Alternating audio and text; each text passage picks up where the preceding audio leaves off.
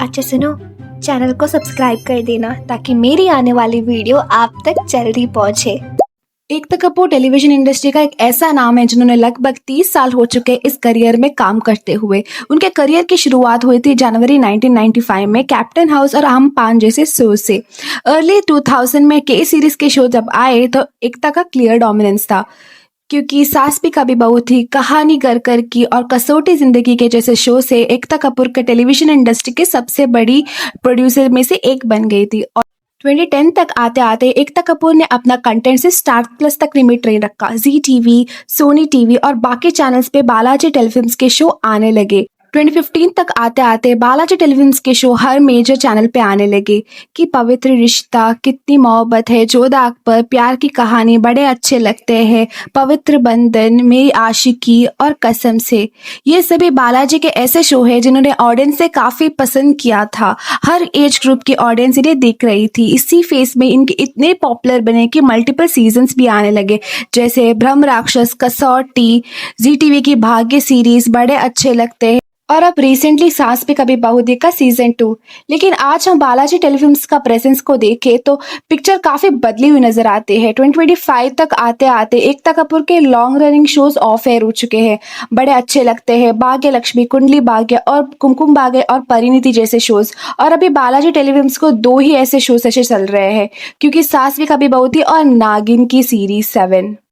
नागिन की अगर हम बात करें तो पिछले 10 सालों से बालाजी की सबसे सिग्निफिकेंट टीवी फ्रेंचाइज रही है, जो सिर्फ एकता कपूर के लिए नहीं बल्कि कलर्स टीवी के लिए भी एक स्ट्रॉन्ग पिलर बनी हुई है। 2015 में ये शो कलर्स पे शुरू हुआ और ऐसा सुपरनैचुरल शो बना जिसे आपने हर सीजन के साथ टीआरपी के रिकॉर्ड्स तोड़ दिए। इस शो के सीजन 1 से लॉयल ऑडियंस बनी हुई है और इसी फ्रेंचाइजी के थ्रू एक्टर्स को भी बहुत बूस्ट मिला है। लेकिन ये सच है कि 10 सालों में नागिन के साथ ऑडियंस का एक्साइटेड भी पहले जैसा नहीं रहा।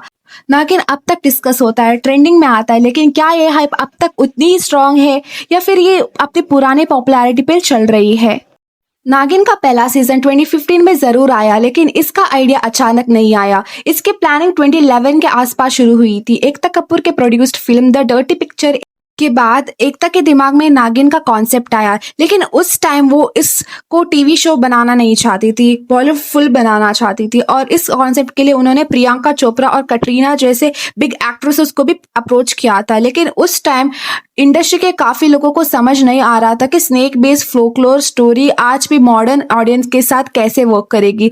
पर वही एकता कपूर का मानना था कि ऐसी स्टोरी इंडिया में हमेशा से पॉपुलर रही है, चाहे फिल्म्स हो या टेलीविजन। और 90s के लेकर 20s तक ऑडियंस से ऐसी शोज के लिए काफी पसंद किया गया है। 2007 में भी एक टेलीविजन शो आया था, नागिन वादों की अग्नि परीक्षा। वो शो भी ऑडियंस के बीच में बहुत पॉपुलर हुआ था। फिल्म के लेवल पर ही प्रोजेक्ट आगे नहीं बढ़ पाया। इसके बाद एकता कपूर ने डिसाइड किया कि अगर फिल्म पॉसिबल नहीं है तो इसकी कॉन्सेप्ट टीवी पे ज्यादा स्ट्रॉन्ग और इम्पैक्टफुल फॉर्म में प्रेजेंट किया जा सकता है, रेगुलर सास बहू ड्रामा से क्लियरली अलग हो। इसलिए शो को लिमिटेड एपिसोड के साथ प्लान किया गया था, ताकि ये टीवी के एंडलेस रनिंग शो जैसा ना बने। टीवी पे इसे वीकेंड 1 आवर फिक्शन शो के रूप में लॉन्च करने का प्लान था। और जब नागिन का सीजन 1 2015 में प्रीमियर हुआ तो किसी ने नहीं सोचा कि ये शो इतना बड़ा हिट होगा, जो कि एक सुपरनैचुरल वीकेंड शो के लिए काफी रेयर अचीवमेंट थी। सीजन 1 को फ्रेंचाइजी का सबसे स्ट्रॉन्ग और पावरफुल सीजन माना जाता है। स्टोरी लाइन काफी सिंपल थी और उतनी एंगेजिंग भी थी, जिससे हर एपिसोड में सस्पेंस मेंटेन होता था। ऊपर से मौनी राय का कैरेक्टर काफी अमेजिंग था। मौनी ने अपने कैरेक्टर को एफर्टलेसली कैरी किया। उसके एक्सप्रेशन और बॉडी लैंग्वेज ने रोल को बहुत ही पावरफुल बनाया। और दूसरी तरफ अदाकार ने नेगेटिव रोल में इक्वली स्ट्रॉन्ग आइकॉनिक इम्पैक्ट दिया। सपोर्टिंग कास्ट भी अपने कैरेक्टर्स में स्टोरी को स्मूथली सपोर्ट कर रहे थे। इसके साथ सबसे इम्पोर्टेंट सुपरनैचुरल और मिथोलॉजिकल एलिमेंट जैसे शिव तांडव सीक्वेंसेस, पूजा रिचुअल्स और टेम्पल सीन्स, ये सब चीजों में स्टोरी को ज्यादा इंटेंस बनाती थी। इसी के साथ सेट्स और कॉस्ट्यूम्स काफी एलिगेंट थे, ट्रेडिशनल थे और ऑथेंटिक भी थे। कोई फ्लैशी या ओवर द टॉप प्रेजेंटेशन नहीं था, इसलिए रियल नागिन वाइब्स भी क्रिएट कर रहे थे। और इस सभी फैक्टर्स की वजह से नागिन का सीजन 1 ऑडियंस के बीच में बहुत पॉपुलर और बहुत ही सक्सेसफुल था। और सीजन 2 के लिए भी काफी एक्साइटमेंट थी। मेनली पुरानी कास्ट की वजह से ऑडियंस ने मौनी रॉय और अदा खान की एक्टिंग को दोबारा काफी पसंद किया। सीजन 2 में इसी के साथ सुधा चंद्रन और अदा खान के बीच फनी मोमेंट्स को भी काफी एंटरटेनिंग लगे।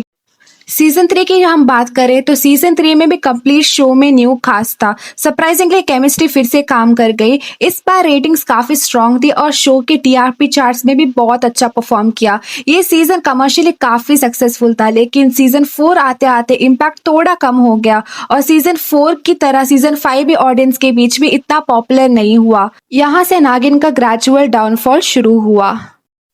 एंड नागिन 6 ने तो कमाल कर दिया। ये सीजन लेंथ के मामले में बहुत ज्यादा लॉन्ग रनिंग था, लेकिन इसकी story line, writing, dialogue delivery को ऑडियंस ने काफी क्रिटिसाइज किया। सुपर थ्रिलर होने के बजाय शो ज्यादा मेलोड्रामेटिक हो गया और एक रेगुलर डेली सोप जैसा फील देने लगा।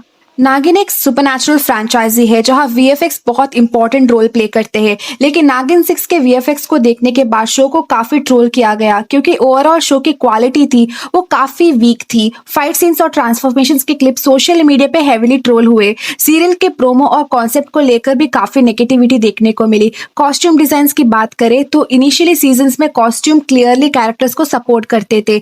नागिन 1 में जो कैरेक्टर्स थे उनको आउटफिट्स कैरेक्टर ओरिएंटेड थे, जेन्युइनली नागिन जैसे लुक देते थे। नागिन 2 और नागिन 3 में भी कॉस्ट्यूम्स बैलेंस थी, इसीलिए विजुअली अपीलिंग भी लगते थे, लेकिन बाद के सीजन्स में स्टाइलिंग ज्यादा फ्लैशी और रैंडम हो गई। ऑल्सो नागिन सीरीज में प्रॉब्लम कभी कास्टिंग की थी नहीं। हर सीजन में कैपेबल एक्टर्स आते हैं, मौनी रॉय, अदा खान हो, सुरभि ज्योति हो या फिर प्रियंका चहर चौधरी। सभी एक्टर्स ने अपनी प्रीवियस प्रोजेक्ट में अपनी एक्टिंग को प्रूव किया है। इसके साथ केमिस्ट्री का कोई इशू नहीं था क्योंकि लीड कपल्स हमेशा से ऑडियंस के सामने फेमस थे। अब जब नागिन 7 के प्रोमोस रिलीज होते हैं तो फर्स्ट प्रोमो ही लोगों को बिल्कुल पसंद नहीं आता। वो clearly fake and AI generated लग रहे हैं जिसमें रियल और ऑर्गेनिक टच मिसिंग है। प्रोमोस देखकर काफी लोगों ने पहले ही डिसाइड कर लिया है कि वो शो नहीं देखेंगे। ऊपर से प्रियंका के लुक और कॉस्ट्यूम के बेसिस पे काफी ज्यादा हेट मिला, जो एक्टिंग या परफॉर्मेंस से ज्यादा स्टाइलिंग और प्रेजेंटेशन का इशू था। लेकिन अभी तक जो भी एपिसोड्स टेलीकास्ट हुए हैं वहाँ परफॉर्मेंस के लेवल पर प्रियंका को बहुत ज्यादा अप्रिशिएशन दिया गया। सो एक्टर्स की एक्टिंग कितनी भी अमेजिंग ना हो, अगर राइटिंग या डायरेक्शन ढंग से ना किया हो तो फेल ही हो जाता है शो। बैक टू बैक नागिन के सीजन आते गए, लेकिन हर सीजन के साथ स्टोरी और एग्जीक्यूशन कॉम्प्रोमाइज होता गया। बालाजी के कई शोज में ऐसा दिखाया गया कि शो के स्टार्टिंग के एपिसोड्स तो अच्छे होते हैं, लेकिन जैसे जैसे स्टोरी को बिना वजह ड्रैग किया जाता है प्रॉब्लम क्लियरली दिखाई देती है। सो रियल वजह हमेशा वीक राइटिंग और पुअर एग्जीक्यूशन का ही रहा है।